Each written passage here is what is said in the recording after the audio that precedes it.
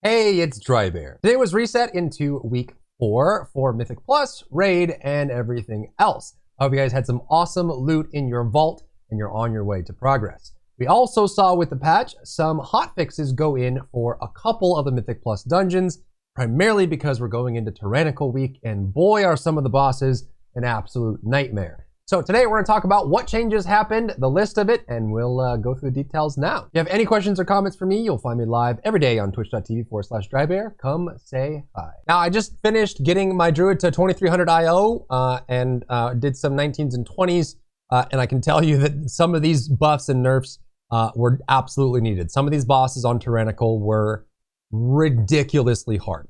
So the first change they made was for Nakud Offensive. The Raging Tempest is the middle boss of the three before the final. Typically, the routes that people run is they'll do the Raging Tempest first, and then Lust to get through it. It is primarily a healer fight, as there's tons of damage going around, and you absorb the orb. So if you do this route where you do Tempest first, you definitely need the Bloodlust.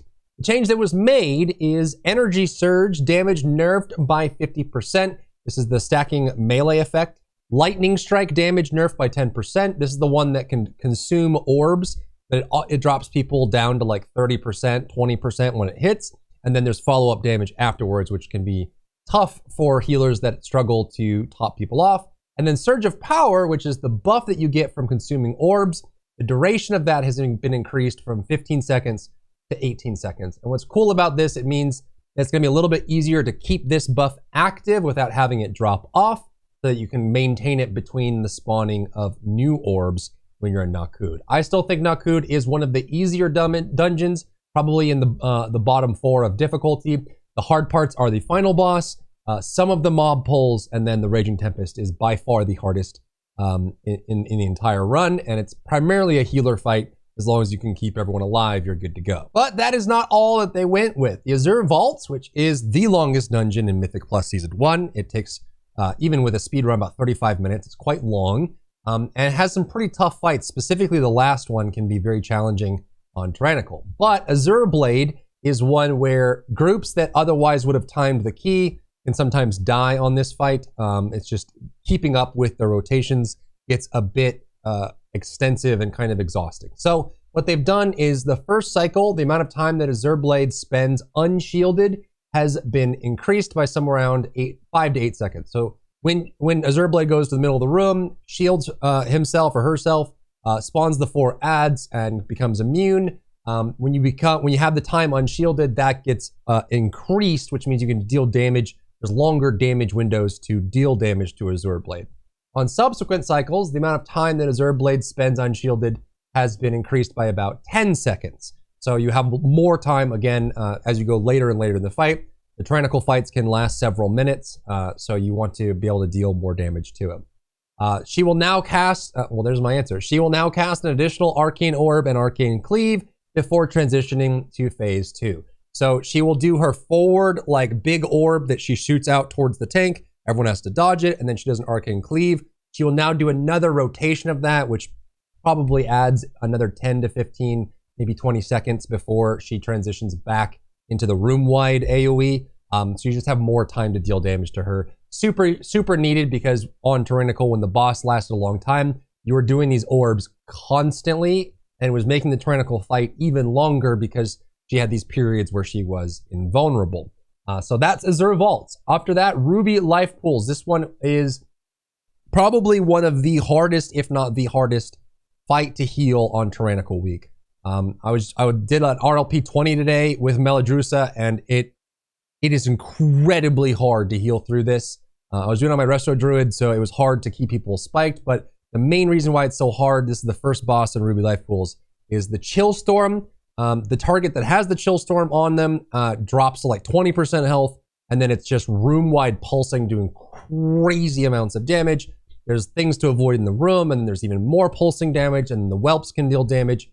So it can be really insane. So the periodic damage of Chill Storm is nerfed by 33%. The explosion itself, when it pushes everyone back, and then the Eye of the Store damage is unchanged.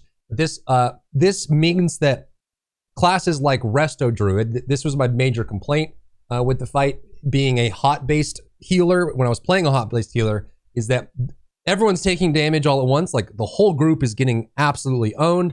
And then the person that drops the storm is getting even more owned. And if you're a healer that isn't quite as good at topping people, you don't have spot heals on demand, it's hard to keep the chill storm target alive while everyone is also dying at the same time. So this nerf, super nice. We like that a lot. Ice Bulwark Shield. When she shields herself and starts channeling, and then you have to break the shield to interrupt, the shield has been nerfed by 24%. And this is huge because on Fortified Week, it was okay to break the shield. On Tyrannical Week, you have to use cooldowns to do it. And the boss fight's so long, like, you know, it's like 3-4 minutes of just doing the boss fight. It's long. And you don't have cooldowns every time to break the shield. So shield health reduced by 24% means you can get through it, and then you can break, you know, interrupt her AoE, which makes the healer happy and keeps you through it. So that makes this less of a thing. It really was on high keys for Tyrannical. If you can kill the first boss, you can basically do the dungeon, but the first boss is hard to get through. Urquhart, the last boss, interrupting Cloudburst, lockout changed from 4 seconds to 2 seconds. This is when he casts that big interrupting Cloudburst. If you're stuck casting, you get silenced or you get locked out. You got kicked for 4 seconds. This was super punishing, especially for cast-heavy classes like priests, like holy priests, and even, yeah, just mostly like casters that have to cast a lot in order to keep people up. Stopping casting, and then even if you get locked out, it's super punishing. So they're kind of helping the healers out a lot with these changes. RLP, I think even after these changes, is still the hardest dungeon to heal on high keys, especially in Tyrannical, but this helps a ton. Temple of the Jade Serpent, the Lesser Shah, the Shah Eruption no longer ignores line of sight. So you can line of sight it. Super nice.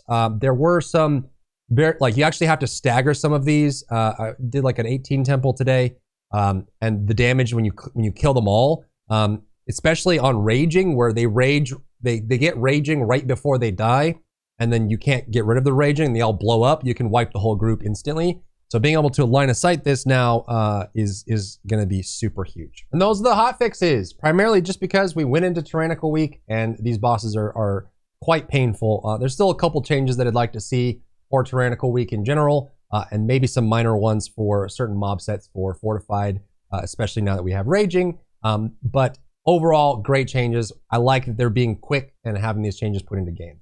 Comment down below if there are changes you'd like to see in any of the dungeons right now. Personally, I'd like to see the Worm boss in Shadow Moon Burial Grounds just pass away and never come back, because not only is he slow and boring, he's slow and boring.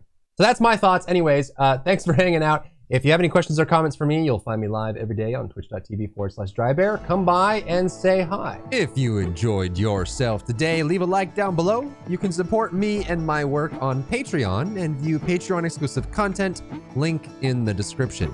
Thank you so much for tuning in, and I'll see you in the next one.